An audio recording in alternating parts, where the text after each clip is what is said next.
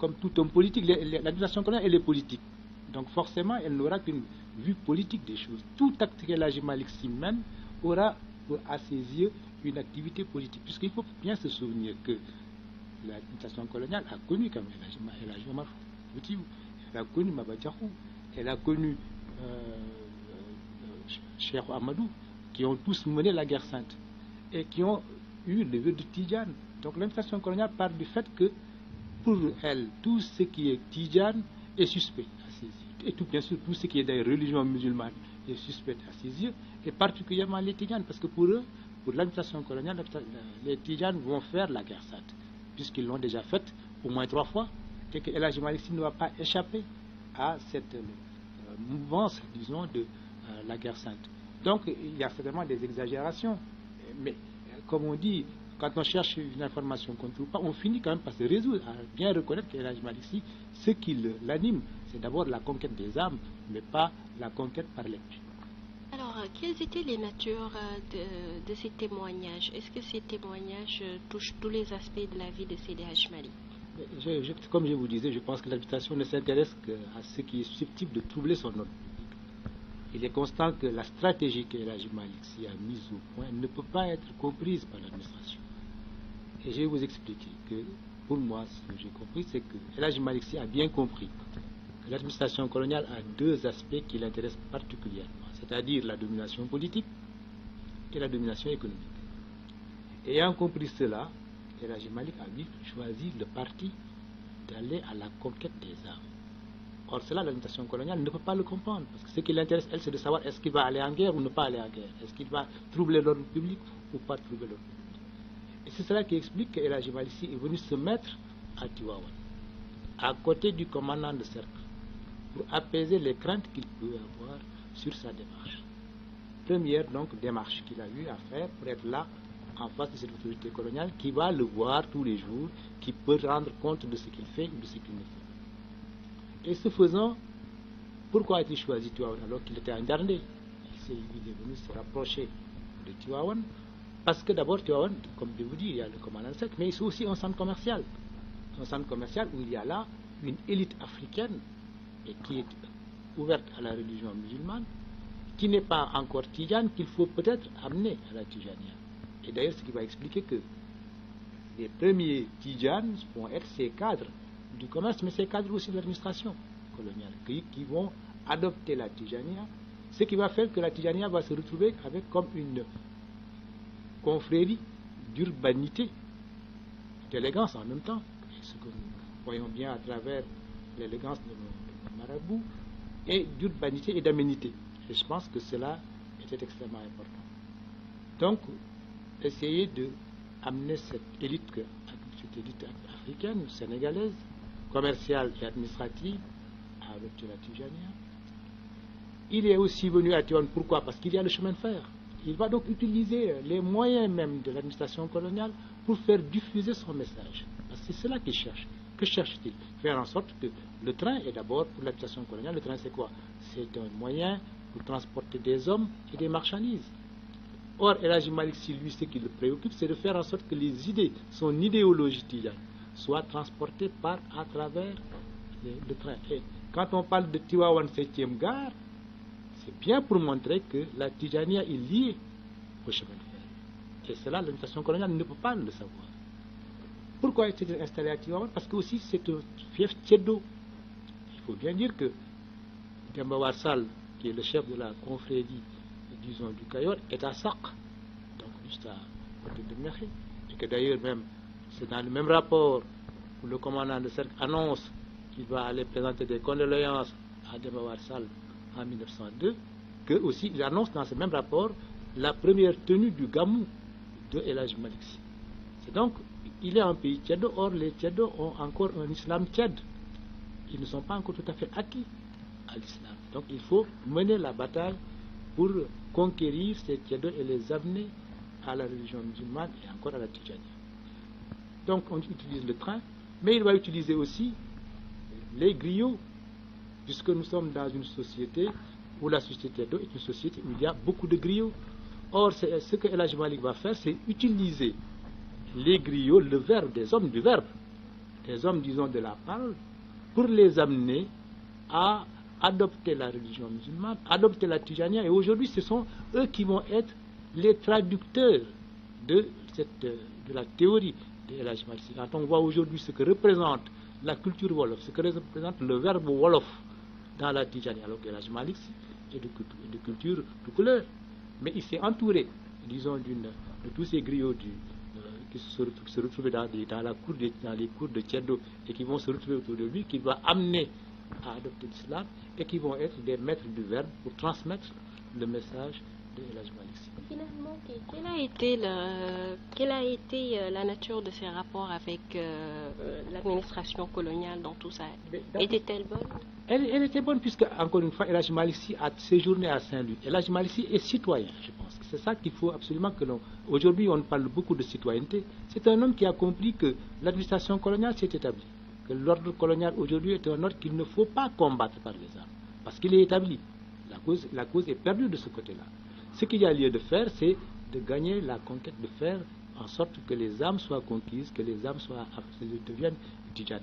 Et El Hadji Malick Sy est citoyen. Cela veut dire, et j'en donne quelques exemples. Lorsque il y a eu la peste à Dakar en 1914, El Hadji Malick Sy a été parmi les premiers à aller se faire vacciner, pour dire à la population, vous voyez, ce que l'administration coloniale demande, c'est quoi? C'est qu'on se vaccine, qu'on soit vacciné contre la peste. Eh bien, moi, je vous donne l'exemple. J'y vais, moi, le premier. Lorsque l'administration coloniale a décidé de recruter des militaires pour la Première Guerre mondiale, eh bien, il a envoyé non seulement des talibans, mais il a envoyé même son aîné. C'est de dire que, oui, cette administration coloniale, l'ordre est établi, je m'en accommode. C'est une accommodation vis-à-vis de cet ordre colonial. Mais moi, El Hadji Malick Sy, je mène ma bataille, parce que la bataille que je vais mener, la bataille que je vais gagner, c'est la bataille des cœurs, la bataille de la conquête de l'esprit et des cœurs des Sénégalais pour faire en sorte que la religion musulmane triomphe sur cette administration coloniale. Et on peut dire que même lorsqu'on arrive en 1960, lorsqu'on a l'indépendance, si on n'avait pas eu gagné cette bataille culturelle, cette bataille religieuse, il est certain qu'on n'aurait peut-être pas demandé l'indépendance. Regardez par exemple ce qui se passe dans les départements des Antilles, où, or, vous savez bien que les Antilles et Saint-Louis sont à peu près nés à la même époque, puisque Saint-Louis c'est 1659, les Antilles c'est 1625. Aujourd'hui, les Antilles sont encore départements français, alors qu'ici au Sénégal, nous sommes indépendants depuis 1960 et indépendance que tout simplement nous avons gagné la bataille culturelle et la bataille donc religieuse. Alors on a parlé peut-être de l'administration coloniale, mais qu'en était-il de Maodo? Est-ce qu'il était méfiant vis-à-vis de... Non, pas méfiant, parce que je crois que lui il savait où il allait. Bon, je pense que pour être méfiant vis-à-vis de quelqu'un, d'abord il les connaissait. Il avait quand même vécu à Saint-Louis. C'est quelqu'un qui connaît l'administration coloniale, qui a aussi des amis à Saint-Louis qui le renseignent sur les velléités de l'administration coloniale. Donc Maodo ne se méfie pas de l'administration coloniale. Ils n'ont pas le même combat. Il doit laisser le champ libre pour la domination politique, le champ libre pour la domination économique. Et il a eu son chapelet et son wird. Et avec cela, il ne peut pas les craindre. Parce qu'il savait que de toute façon, il allait l'emporter sur eux. A-t-il collaboré avec eux à un moment? J'ai horreur qu'on parle de mot collaboration. Jamais. Quel intérêt avait-il à collaborer avec des gens dont il savait qu'il était plus fort quelle que soit la force de l'épée, la force de l'esprit finit toujours par l'emporter sur la force de l'esprit. Et ça, Maodo le savait.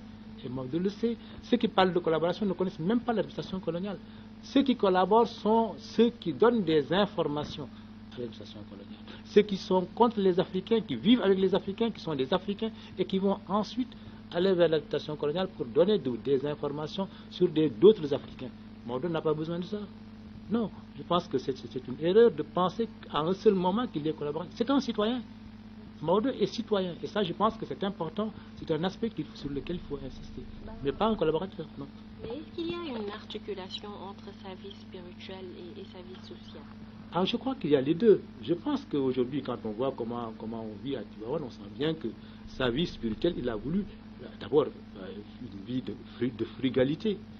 Quand le matin, je vois aujourd'hui ce qu'est le froid, et avec les moyens dont nous disposons aujourd'hui en 2012, et les moyens dérisoires dont disposait Maodo en 1902, et cet homme-là a vécu dans la frugalité, dans la simplicité, pour faire en sorte que le peuple qui vit autour de lui prenne exemple sur lui. Il a vécu comme le peuple pour pouvoir faire passer son message auprès du peuple. Ça, je pense que c'est extrêmement important.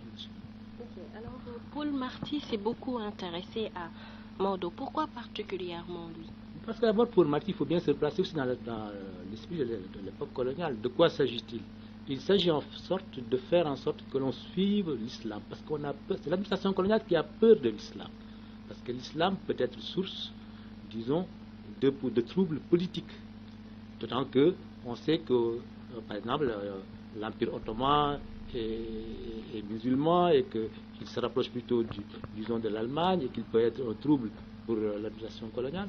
Et tout ceci fait en sorte qu'on a essayé de mettre en place un service des affaires musulmanes. Et on y a mis des lettrés, comme Paul Marty. Et ce qui a frappé Paul Marty, et d'ailleurs ce qui va apaiser l'administration coloniale, c'est de voir que Maodo était un homme de lettres, un érudit, l'homme le plus lettré, le marabout le plus lettré du Sénégal, disait-il. Et cet homme-là, quand il est allé à son contact, qu'il a vu sa bibliothèque, qu'il a vu ce qu'il écrivait, qu'il a vu la qualité de sa littérature, la qualité des lettres, disons des belles lettres qu'il écrivait, il a fait comprendre à l'administration coloniale qu'elle Maodo n'était pas un danger. Au contraire, cet homme-là était un homme de Dieu et qu'il fallait vraiment le laisser vivre sa vie d'homme de Dieu et pas le perturber, disons, avec des tracasseries administratives. Donc, Maodo a un peu utilisé la ruse face à l'autorité coloniale. Je ne dirais pas ruse, non. Il a utilisé une stratégie. Parce qu'il a compris, lui, il a compris. Et bon, je pense que nous savons bien que même nous, simples petits talibés tijanes, on peut comprendre des choses. Peut-être que quand Maodo, lui, les voit. Et je pense qu'il avait bien compris que le combat qu'il menait était un combat qu'il avait gagné. Puisque l'administration coloniale, ce qu'elle cherche, ne correspond absolument pas à ce que veut Maodo. Et l'administration coloniale ne le gêne en rien. On demande une autorisation pour organiser un gamou, mais on est dans une société où il y a une autorité. Il va demander l'autorisation. On veut que les gens aillent se faire vacciner. Il va se faire vacciner. Parce qu'il est citoyen. Il faut déclarer ses enfants à l'état civil. Il a déclaré ses enfants à l'état civil. Et ça aussi, c'est une marque de modernité par rapport au monde dans lequel il vivait. Puisque à Tivaouane, il n'était pas dit que tout le monde utilise l'état civil. Lui, Maodo, ayant vécu à Saint-Louis, ayant connu l'état civil saint-louisien, ayant connu l'état civil français, va inscrire ses enfants, va faire enregistrer les actes relatifs à la vie de ses enfants, donc à l'état civil. Tout ceci pour vous dire que ce n'est pas quelqu'un qui va affronter l'administration de front, parce que l'administration a des moyens que lui, Maodo, n'a pas. Mais il a d'autres moyens. Et ce sont ces autres moyens qu'il a utilisés, sans vraiment éveiller, disons, la suspicion de cette administration. À part Paul Marty, est-ce qu'il y a d'autres témoignages marquants sur la vie de Cheikh El Hadji Malick? Oui, il y a eu le rapport Destin aussi. Le rapport Destin, donc, il y a lui aussi, comme je vous disais, il y avait ces rapports, disons, périodiques que faisait le commandant de cercle.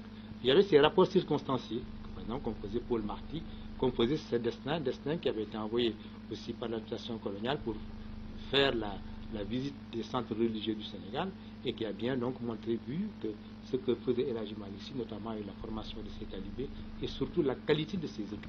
Ça aussi, je pense que ce sont des aspects sur lesquels on peut revenir. Alors, qu'en est-il des relations de Seydi Hadji Malick un peu avec ses contemporains? Je pense qu'il avait une relation de sociabilité. Je pense que c'est un homme qui a voulu donner l'exemple et donner l'exemple du bien faire, l'exemple du beau.